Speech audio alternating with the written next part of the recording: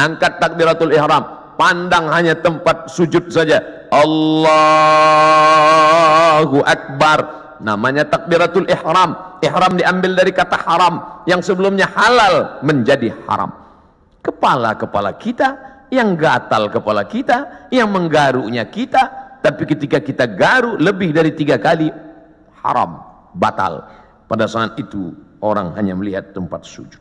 Siapapun dia, di saat itu salat kita sedang disadarkan bahwa kita sedang berada di depan Dia pencipta langit dan bumi. Kita serahkan semuanya kepada Dia. Inna salati wa nusuki wa mahyaya wa mamati lillah. Salat bukan gerakan, salat bukan hanya ritual, salat bukan bim salabim abrakadabra bacaan yang dihafal sampai kita pun tak ingat tahap yang kita baca. Satu hembusan nafas tuntas, iftitah, Fatihah, ayat.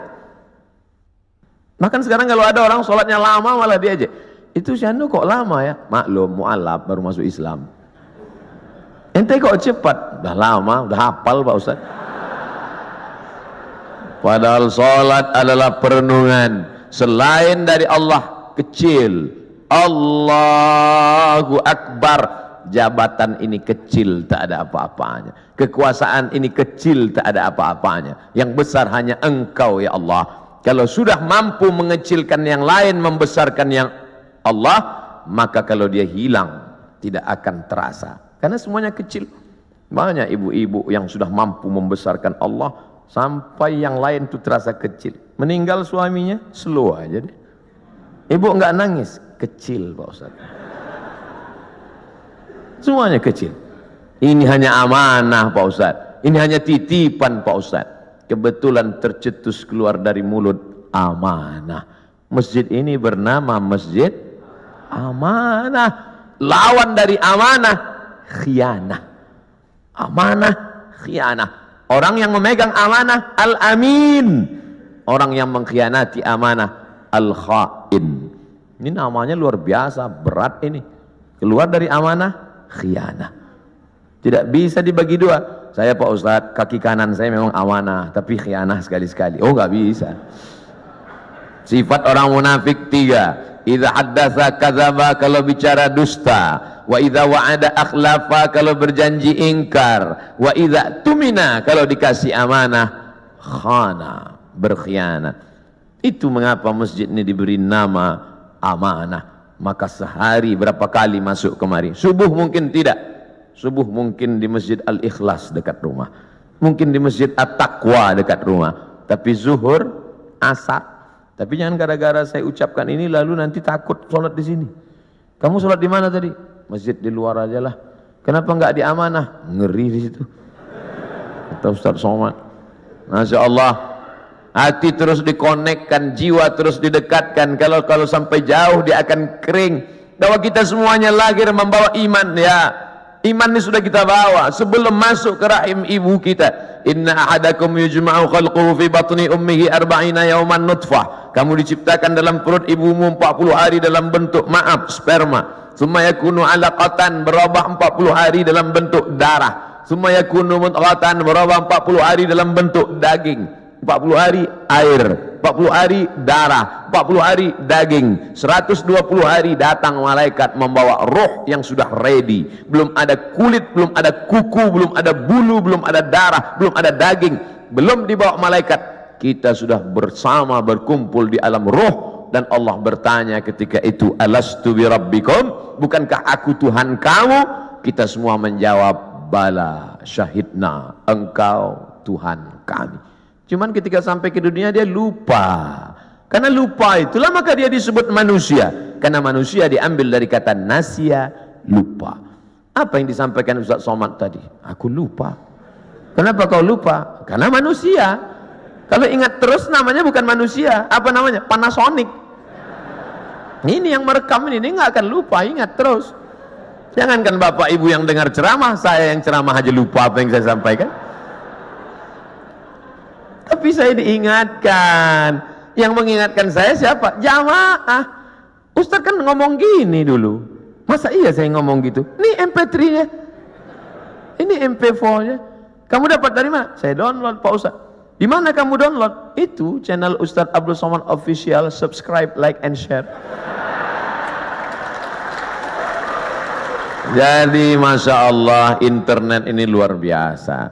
Tadi bicara dengan Bapak Direktur Bintal, luar biasa merusak kepala anak-anak kita. Hancur kepala ini. Ustaz Abdul Somad, perhatikan ini gambar otak yang habis ditabrak truk, pecah, berderai. Yang ngundang saya ini psikolog, ibu-ibu. Ustaz, sebelum Ustaz ceramah coba lihat gambar ini, hancur berderai kepalanya. Yang ini Pak Ustaz, kepalanya utuh, sehat, tapi isinya hancur, sama seperti ini. Kok bisa begitu? Karena website, karena internet. Tapi saya tidak bisa salahkan juga semua internet, karena orang kenal saya dari internet. Mencaci maki saya juga di internet.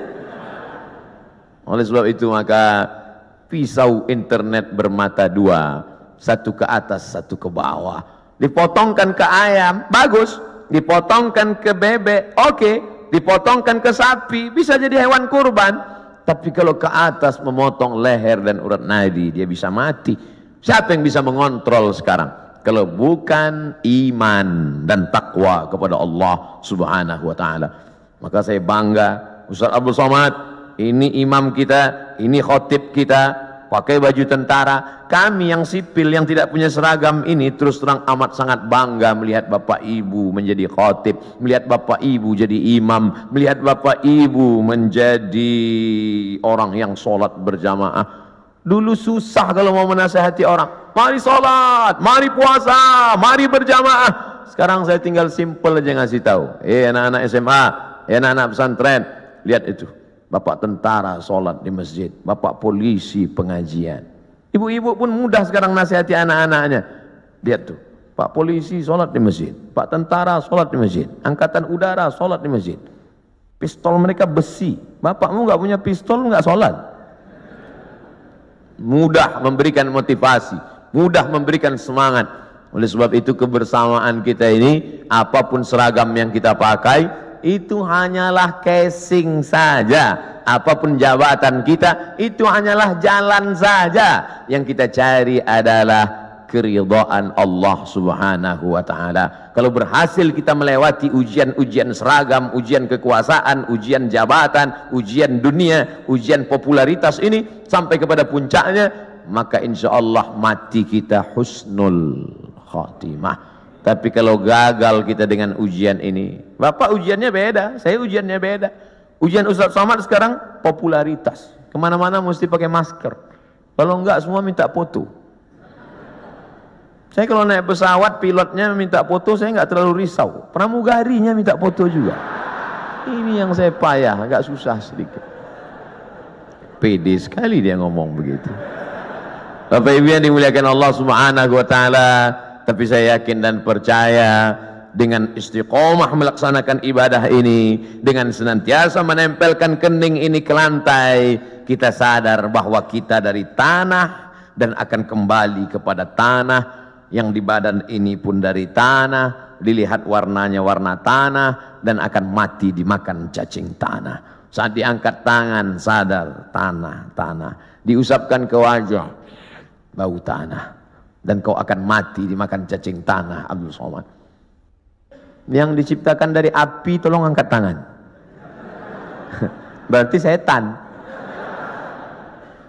Dia sendiri ngaku, khalaqtani min nar, aku dari api, wa khalaqtahu min tin, dia dari tanah, ana khairum minhu, I am better than him, saya lebih mulia dari dia, saya lebih tinggi, saya lebih hebat, saya lebih agung. Kalau ada nanti orang berkata begitu, bisikkan saja, kau saudara setan. Oh, jangan ngomong gitu Pak Ustaz, terlalu kasar, lembutkan sedikit, saudara setan.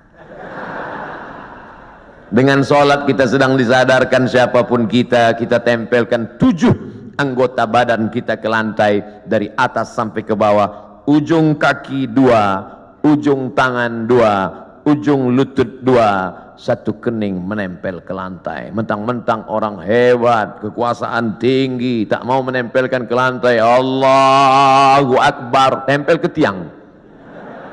Nggak sah sholat, kecuali sakit, duduk di kursi. Kalau makhluk di bumi tidak lagi mau mendengar kata-katamu, siapapun tak lagi memperdulikanmu, berbisiklah ke tanah, makhluk-makhluk langit akan mengaminkan doa-doa.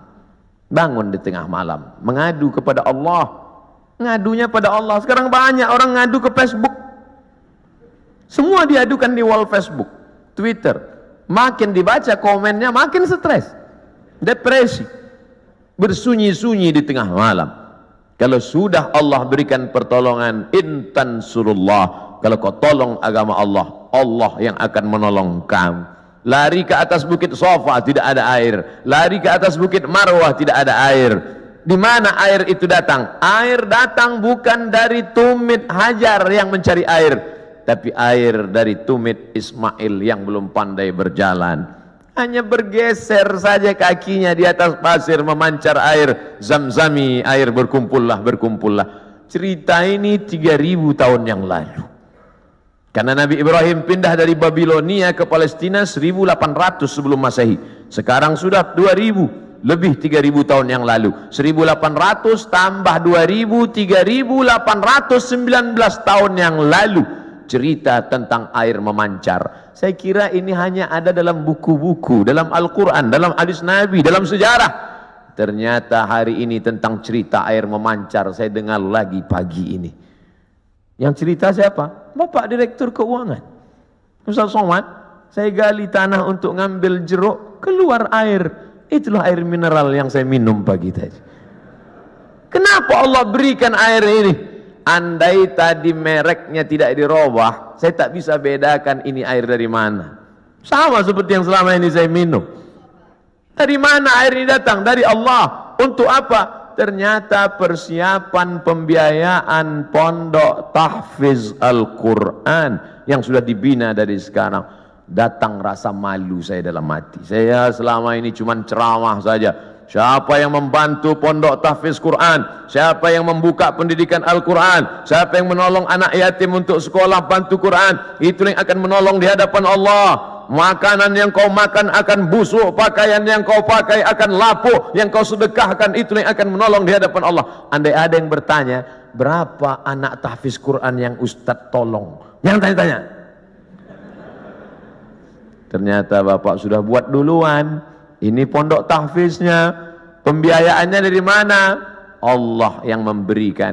Makin kuat keyakinan saya. Lama-lama saya bingung. Saya datang kemari ini ceramah atau belajar? Ternyata ada ilmu yang ditulis di atas kertas, tapi ada ilmu yang datang dari Allah langsung real nyata. Intan surullah, kalau kau tolong agama Allah yang surkum, Allah akan menolong kamu. Ayat itu dari kecil saya sudah hafal. Ayat itu saya pelajari di Al-Azhar Mesir. Tapi kalau ditanya mana buktinya nyata, itu Allah menolong Nabi Muhammad. Apa kata? Itu kan Nabi. Mana real yang nyata sekarang? Hari ini saya mendengarkan ceritanya, kisahnya. Hari ini saya nampak real dengan nyata. Kalau kau tolong anak yatim, kau tolong pondok tahfiz Quran, kau tolong orang menghafal Quran, Allah akan menolong engkau. Sumber air mineral yang lulus lembaga badan pengawasan obat dan makanan menyatakan air ini layak. Siapa yang memberikan? Innama amruhu idza arada syai'an ayaqula lahu kun fayakun. Ternyata tolonglah agama Allah ini. Jangan pernah takut dan jangan pernah cemas. Kadang-kadang kalau terlalu banyak orang menakut-nakuti kita, kita jadi takut juga. Kita sudah berani, tapi karena ditakut-takuti orang, kita pun jadi takut juga. Ini Ustaz cerita tentang siapa? Tentang saya. Saking banyaknya yang membuli kita, kita jadi cemas juga lama-lama. Tapi rupanya semakin banyak cerita kita dengar tentang turunnya pertolongan Allah. Ala inna nasrallahi qarib. Yakinlah pertolongan Allah itu dekat. Jangan pernah takut dengan akhir masa pensiun, nanti saya akan makan apa, nanti saya... Berapa banyak orang berpikir nanti pensiun makan apa, malaikat maut datang malah sebelum pensiun. Malaikat maut tidak pernah datang melihat akte kelahiran. Berapa banyak orang sehat mati mendadak, yang divonis mati, enggak mati-mati. Saya berapa kali ketemu ceramah dalam pengurus masjid Ustaz Somad. Nanti habis ceramah kita makan ya, oke. Bedanya kalau di masjid lain setelah ceramah baru makan. Di kantor keuangan TNI sebelum ceramah udah makan duluan. Tabarakallah. Ketika selesai makan, kata Pak Ketua Dewan Kemakmuran Masjid, Ustaz Somad, saya ini sudah diponis, kata dokter, kena jantung koroner, harus dibelah urat kaki naik ke atas. Terus saya takut Pak Ustaz ngelihat ayam potong dibelah. Jadi ya saya nggak dioperasi. Katanya berapa lagi umur Bapak? 2 bulan Pak Ustaz. Terus udah 2 tahun nggak mati-mati. Bukan saya ngatakan Bapak Ibu nggak usah cek. Saya tetap medical check up, tetap ke rumah sakit, tetap tanya dokter. Termasuk kurusnya saya ini pun saya sudah konsultasikan ke dokter. Apakah saya ini sakit Pak Dokter? Kata dokter di Batam, Ustadz Somad, Ustadz kalau mau lebih berwibawa tambah beratnya dikit. Gimana Pak Dokter? Minum susu kental manis 3 kali sehari. Pagi segelas, siang segelas, malam segelas. Sebulan akan naik sekian kilo. Oke Pak, sebulan saya minum timbang tetap. Saya tanya, Pak Dokter, sudah saya minum kok nggak nambah? Kata dia, Ustadz terima aja, berarti sudah takdir Allah Subhanahu Wa Taala. Yang penting saya sehat. Itu. Ini saya ceritakan supaya Bapak Ibu tidak terlalu memaksakan diet ingin seperti saya. Kenapa gemuk? Yang penting sehat. Ibu, bapak, yang penting sehat, beribadah. Apapun judulnya, hidup ini adalah ibadah. Karena tujuan Allah menciptakan kita, wa ma khalaqtul jinna wal insa illa liya'budun, ibadah. Cuman kekeliruan kita memahami ibadah terlalu sempit. Salat, zakat, puasa, haji, baca Quran, cuman itu ibadah. Padahal di kantor dari jam 8 pagi sampai jam 4 sore adalah ibadah. Kalau dipahami ini ngurus keuangan negara, TNI ini adalah ibadah ringan, dan kita tidak akan mungkin curang.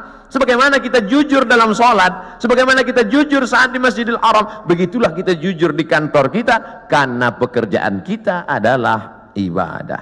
Tapi jangan dibalik. Nanti pas azan zuhur, Allahu Akbar, Allahu Akbar, tetap buat laporan. Loh, ente nggak ke Masjid Amanah? Ibadah. Nah, ini harus diluruskan juga.